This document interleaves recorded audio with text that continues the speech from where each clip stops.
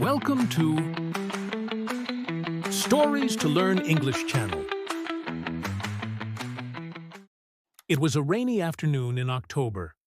The sky was gray, and the clouds were thick and low. Small drops fell without sound, covering everything in a soft mist. At the old train station, people waited quietly. Some checked their phones, others stared at the tracks. A few children played near the benches, laughing under their umbrellas.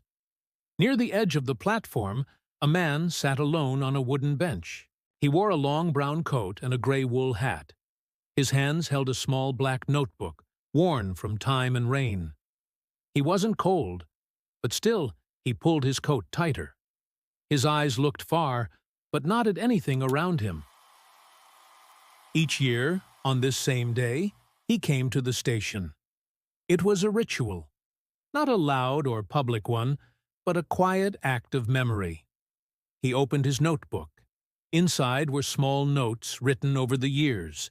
Some were dates, some were short lines of thoughts or feelings. Others were simple words like hope or maybe. He turned to a fresh page and wrote slowly. His handwriting was small and careful. Every word felt important.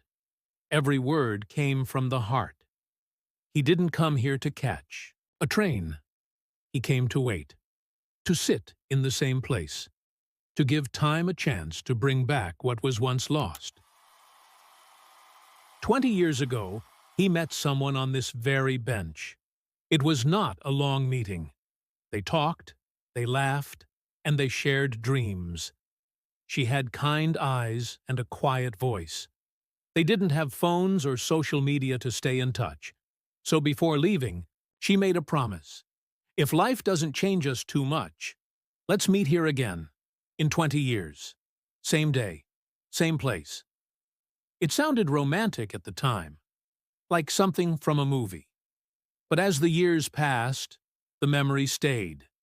Not with sadness, but with meaning. She never said she would come for sure, but she asked him to remember, and he did. Around him, people moved with purpose. Some ran to catch their trains, others sat and talked. A man nearby listened to music, nodding his head to the beat. A woman read a book, turning the pages slowly. Life continued around him, but he was still. He watched the people.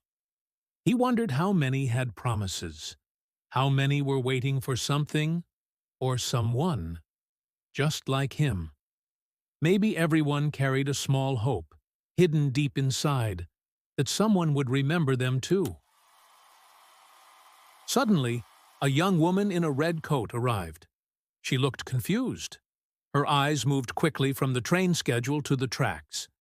She seemed unsure, like she had lost something but didn't know what. She walked slowly and sat not far from him.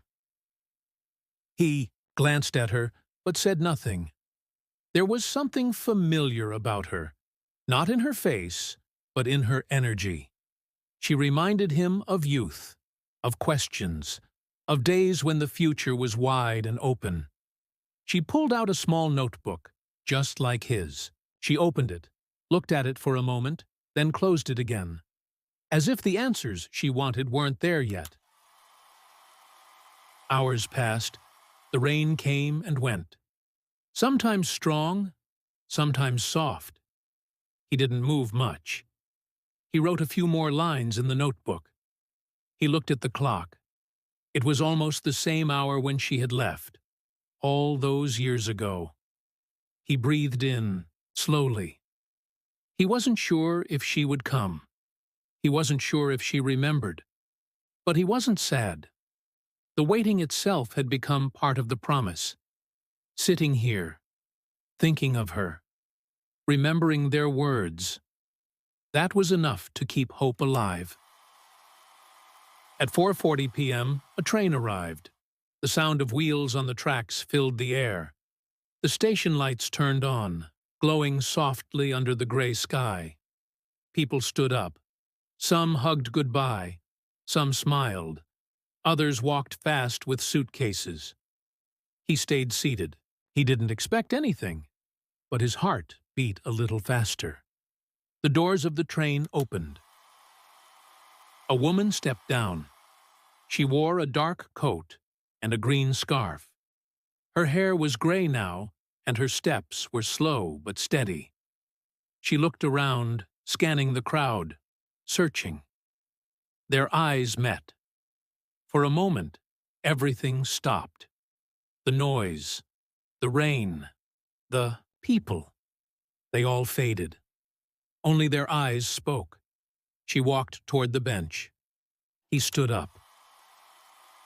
No words were needed. They both knew. Time had passed, but something had remained.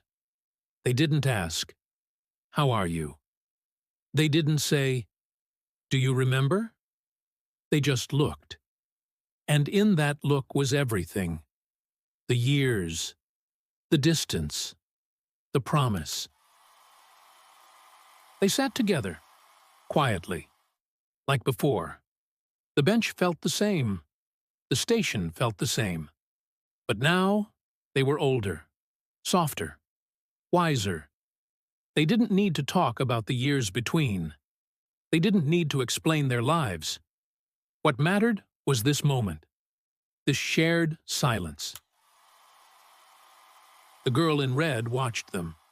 She didn't understand their story, but she felt something strong, something deep. It wasn't love in the usual way.